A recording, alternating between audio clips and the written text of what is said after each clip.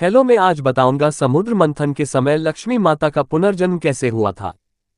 एक बार भगवान शंकर के अंशभूत महर्षि दुर्वासा पृथ्वी पर विचर रहे थे।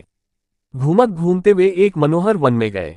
वहां एक विद्याधर सुंदरी हाथ में पारिजात पुष्पों की माला लिए खड़ी थी। वह माला दिव्य पुष्पों की बनी थी। उसकी दिव्य गंध से समस्त वन प्रांत सुवासित हो रहा था। दुर्वासा ने विद्याधरी से वह मनोहर माला मांगी। विद्याधरी ने उन्हें आदरपूर्वक प्रणाम करके वह माला दे दी। माला लेकर उन्मत्त वेशधारी मुनि ने अपने मस्तक पर डाल ली और पुनः पृथ्वी पर भ्रमण करने लगे। इसी समय मुनि को देवराज इंद्र दिखाई दिए, जो मतवाले ऐरावत पर चढ़कर आ रहे थे।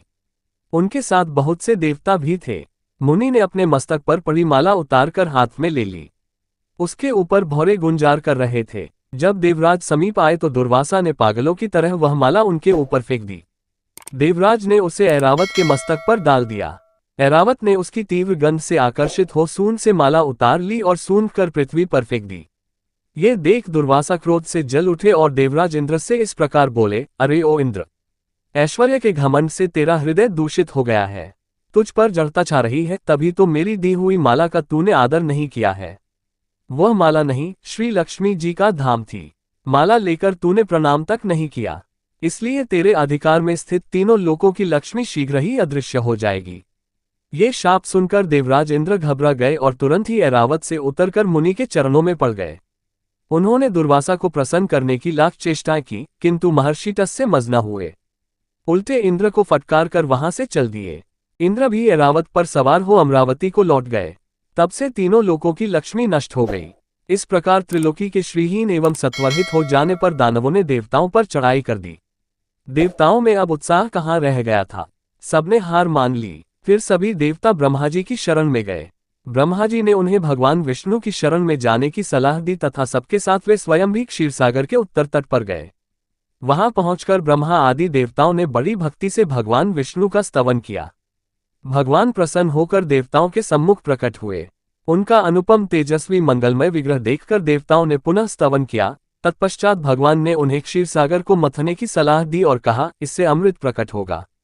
उसके पान करने से तुम सब लोग अजर अमर हो जाओगे, किंतु ये कार्य है बहुत दुष्कर, अतः तुम्हें दैत्यों को भी अपना साथी बना लेना चाहिए।